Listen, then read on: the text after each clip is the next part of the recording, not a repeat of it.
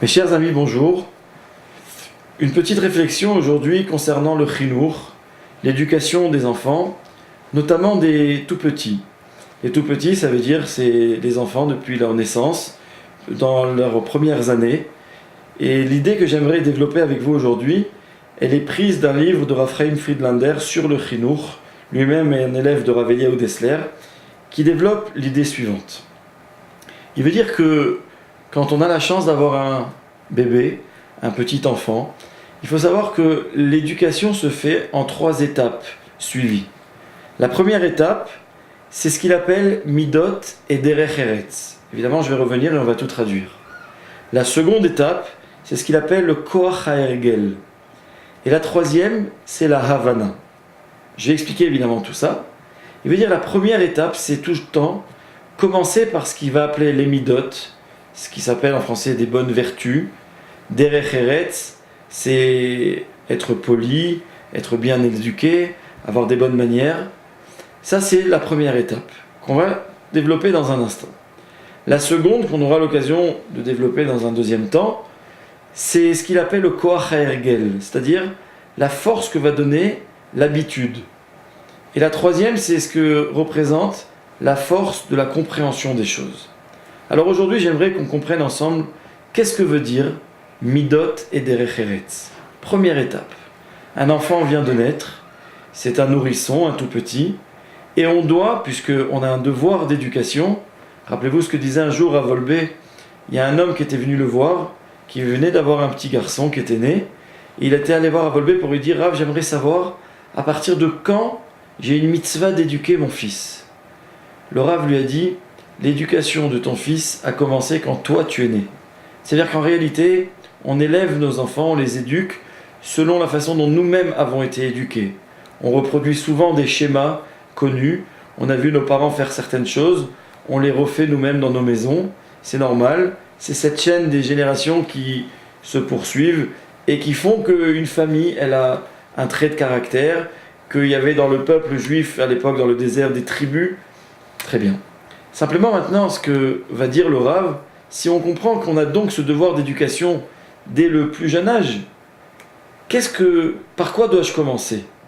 Est-ce qu'à la naissance, je dois apprendre à un enfant les brachot, je dois lui apprendre les tfilin, le Shabbat?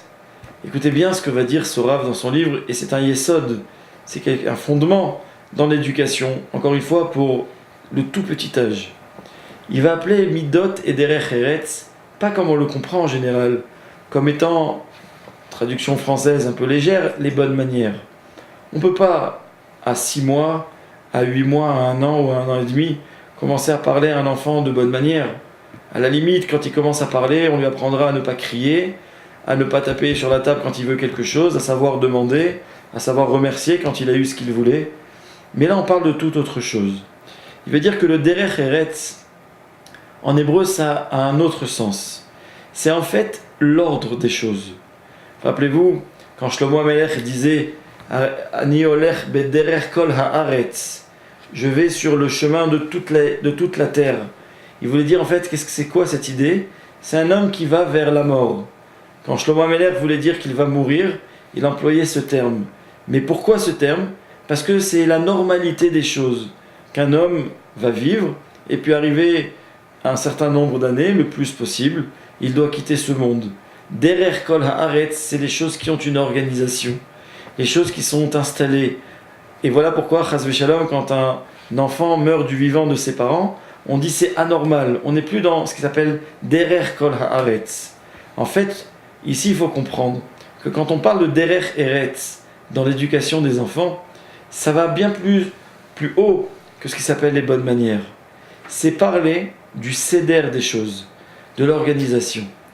Et s'il y a apparemment un point qu'on pourrait penser secondaire dans l'éducation, quand on parle d'éducation, évidemment, on renvoie tout de suite dans notre esprit à l'acquisition de la part de l'enfant de valeurs, notamment spirituelles. Le rêve de tous les parents du monde, c'est d'avoir des enfants qui suivent un certain chemin, qu'ils essayent de choisir pour eux, pensant que c'est le meilleur. Mais on n'est ici pas dans l'action, on est dans l'esprit. Eh bien ici, le Rav va nous dire, n'oublions jamais qu'un petit garçon qui vient de naître, les premiers pas dans sa vie, ça sera toujours de lui faire acquérir ce qui va s'appeler Derech Eretz, c'est-à-dire, c'est savoir pour commencer l'ordre des choses. Les exemples qui sont pris par ce Rav, et je pense qu'on est dans le concret, mais ils sont combien importants, c'est de savoir qu'un enfant doit avoir avant tout un rythme. Un rythme, qu'est-ce que ça veut dire? Ça veut dire que d'abord les parents doivent en avoir un. Les parents ont besoin de savoir que dès lors qu'ils décident de construire ensemble, un homme et une femme, une cellule familiale, alors il va y avoir des règles. Il va y avoir des règles dans une maison avec le rôle de l'homme et celui de la femme, le partage de certaines tâches, des choses qui s'établissent au fur et à mesure des années. Et voilà qu'arrive un petit bébé qui peut tout chambouler. Il va tout chambouler dans un premier temps. Les rythmes changent. Mais attention, nous dit ce Rav, dès que possible, il faut revenir à des règles qui vont évidemment protéger d'abord le couple, mais qui vont surtout rassurer l'enfant, le bébé, le nourrisson. C'est de se rappeler, par exemple, qu'il y a des temps pour manger, qu'il y a des temps pour dormir. Mais ces temps-là doivent être respectés. On ne laisse pas venir la vie comme elle vient, et puis dès que l'enfant crie, on lui donne à manger. Puisque vous vous rendez compte, les habitudes qu'on lui donne, on l'apprend déjà que pour avoir les choses, il faut les réclamer, alors qu'Akadosh Baruch Hu ne fait pas forcément cela. Il nous donne Poteach et yadecha ou masbiar lechol chai ratzon. Akadosh Baruch Hu va rassasier tout un chacun. Dans notre éducation, on doit apprendre à l'enfant les rythmes. Et notamment, le Rav veut parler, quand on parle d'heures de repas, d'heures de coucher, d'heures ensuite d'activités diverses, il parle aussi du coucher, non pas simplement comme les horaires à respecter, mais il va dire souvent par facilité. Les parents, pour ne pas laisser un enfant crier, c'est vrai que c'est pas très agréable, alors ils vont faire taire l'enfant avec des choses faciles. Il existe des recettes faciles pour faire taire un enfant, notamment quand il s'agit d'un tout petit, c'est de le coucher dans le lit avec les parents. Alors, c'est très agréable comme moment pour les parents, mais aussi évidemment pour l'enfant, mais même cela, ça doit être avec une certaine mesure, mais surtout avec une règle. C'est de savoir que l'enfant doit être dans son lit, parce qu'il a besoin de ses repères, de son rythme. Si un jour je décide, pas parce que l'enfant crie, pas parce qu'il fait ce qu'on appellera en français aujourd'hui un caprice, pas parce qu'il réclame quelque chose, mais que moi, le parent, je juge que pour lui, l'enfant, il a besoin d'un petit moment de câlin, il a besoin d'un petit moment de contact physique même avec le papa ou la maman. Alors là, je décide de le faire. Mais la règle ici, elle veut dire une chose. Dans un premier temps, quand l'enfant n'est que passif, il sait crier, il sait réclamer, il sait pleurer, mais il subit tout ce qu'on veut bien lui donner. Quand il doit manger, on lui donne à manger. Quand il est sale, on le nettoie. Quand il doit aller dormir, on le couche. Donc c'est-à-dire il est tout le temps dans un état passif, même si petit à petit il se fait sa place, sa personnalité, il se fait connaître un petit peu plus, et bien dans ce temps-là, où l'enfant, entre guillemets, est le sujet de nos actes, de nos paroles, de nos pensées, il faut savoir que c'est le moment de ne jamais oublier de la part des parents que c'est eux qui décident de la marche qu'ils veulent instaurer dans la maison et qu'ils veulent donner à l'enfant. On est dans une génération où les parents souvent baissent les bras et souvent ont du mal à résister aux enfants. Pas qu'un adolescent qui réclame avec la façon dont un adolescent sait réclamer. Même un tout petit qui crie, c'est insupportable. Alors on cherche qu'une chose, c'est la tranquillité, c'est ce silence. Alors on fait tout pour l'avoir. Eh bien c'est la plus mauvaise des habitudes. Il faut être capable de supporter. C'est pour ça aussi qu'on est parent. Et il faut être capable de résister pour bien montrer à l'enfant que dans la vie, il y a des règles. De la même façon que quand je suis adulte, je ne peux pas faire n'importe quoi parce que autour de moi, on réagira tout de suite à un comportement qui est dérangeant, à un comportement qui est un petit peu mal poli.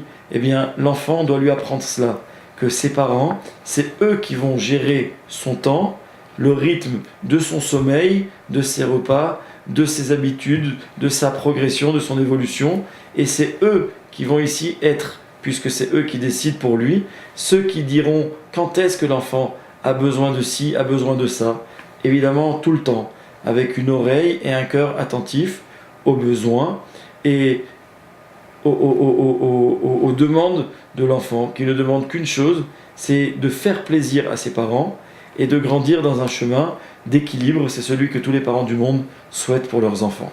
Be'atzlacha.